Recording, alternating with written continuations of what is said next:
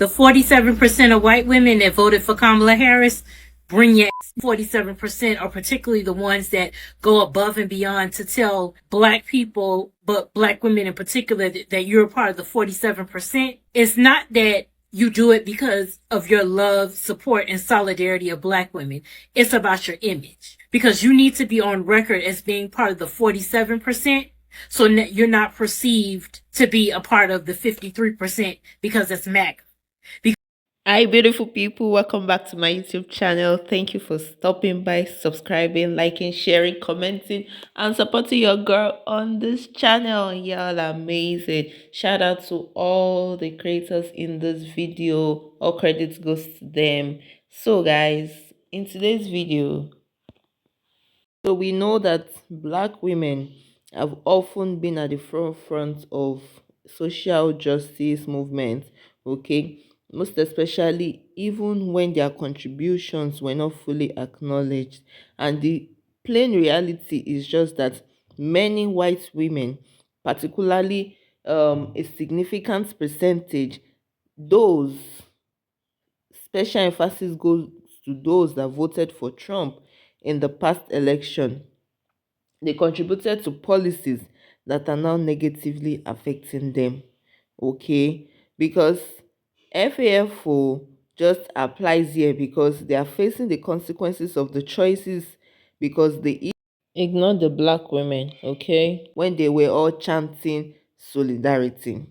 So now that all these white women are saying, let's stand together, let's come together, I don't know if this partnership is genuine, okay, or maybe they are just saying all that because of the things that are happening now, and they just need, because they know that black women have power, they have solidarity, and the things that they do in solidarity always works out.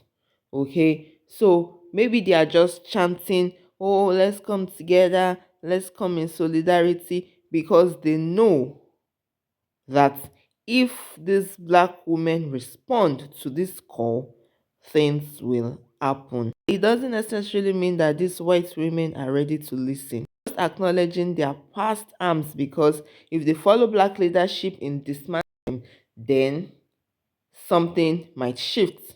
Okay, because the white women are just coming out to speak, but this is just another case of, you expect black women to fix the problems that they did not create. I mean, seriously, that's why most of them are like, we are sitting this out, okay? Call me when it's 2028, or call me when it's time for midterms after 2 years, all right? Because 55 of white women that actually voted for him, they have been rooting for him for a very long time. In 2020, 55% of white women voted for him. But now that all these policies are going down the drain, and they even supported him in 2024. Now that all these policies are going down the chain, now you need solidarity. You're seeking allies, especially from these black women that have consistently voted for more progressive policies and candidates. Okay, guys, I have so much to say, but I just want us to get into these videos and watch.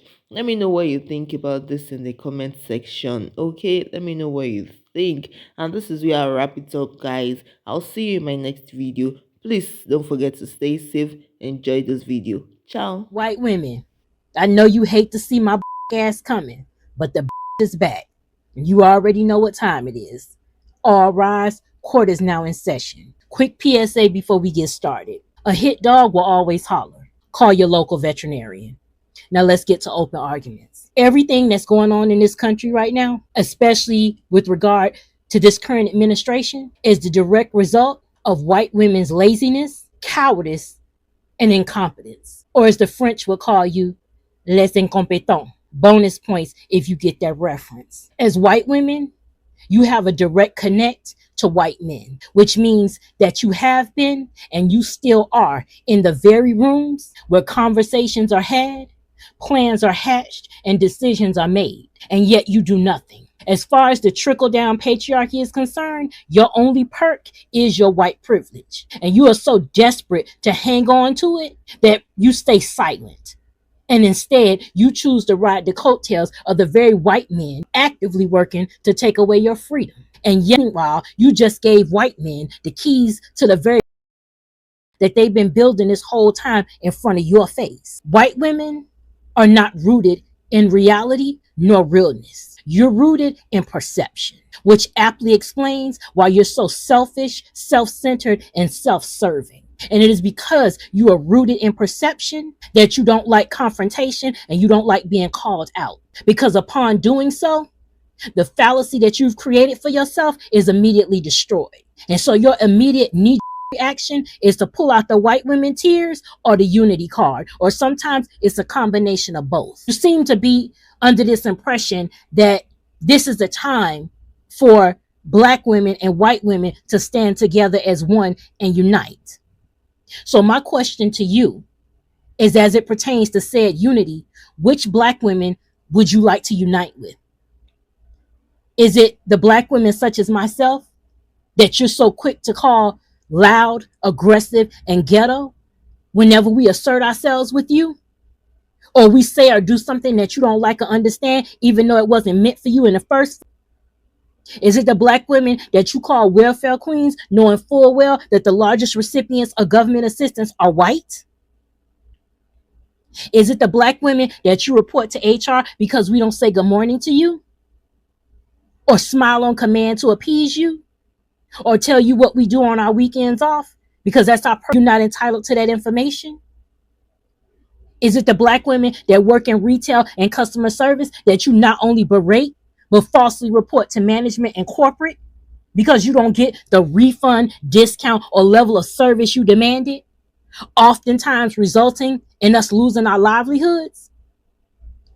Is it the black women, the overqualified black women in corporate America that you consistently lie on, sabotage, and steal promotions from because you know your mediocrity would not get you the position otherwise?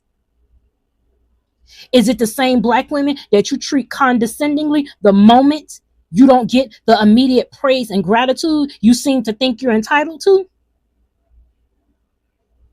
Is it the black women whose style and aesthetic you carbon copy only to repackage and rebrand it as something you invented?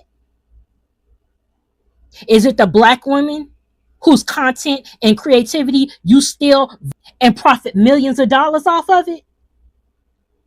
All the while refusing to both credit and compensate the very black women you stole from. Are those the black women that you would like to unite and stand as one with you? As far as divisiveness is concerned, you dominator and you always have been. White women are the creators of exclusivity and by extension, division. For centuries, up until present day, white women continue to orchestrate the plot and then immediately pretend to not understand the plight. You are not the victims you're desperate to be. You're the perpetrators. This case is not closed, but court is adjourned. The reason white people get so upset when black people are celebrated is because they believe we only exist to serve them or entertain them. If we do something within our own community for us that doesn't replicate some form of servitude or involve them at all, they feel left out.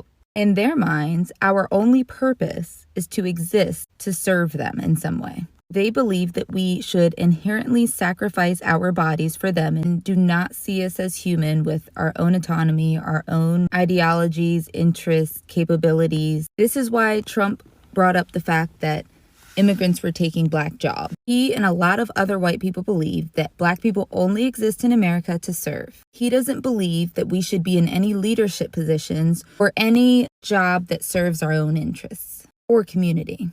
The only reason so many people were upset about the halftime show is because it had a much deeper meaning, and that meaning they could not understand. They realized that the entertainment that they think belongs to them was not for them. They think that all entertainment should be accessible to them and about them. They can't fathom how we can do anything other than be a black body for their enjoyment. This is why they always tell athletes who use their platforms to speak about injustice that they need to just stick to football. We don't want to hear your opinion because they don't value us. They don't see us as human. That is their way of attempting to put us in our place. Do what we want you to do. Entertain us. Use your body to play the sport that you're good at and win me some damn money. Don't even get me started on the way the NFL draft mimics the slave trade. White people know how talented and capable we are. They know how close-knit of a community we have. They know that we don't need them to thrive, but they need us to thrive. If we didn't exist, they wouldn't have anywhere to steal their ideas from. And they wouldn't be able to keep up with the constant demands of life. They expect everyone else to do it for them. A lot of white people only want us if they can profit off of us in some way. Anything that the Black community initiates for ourselves offends them because this idea of white ownership is not at the core of what we do.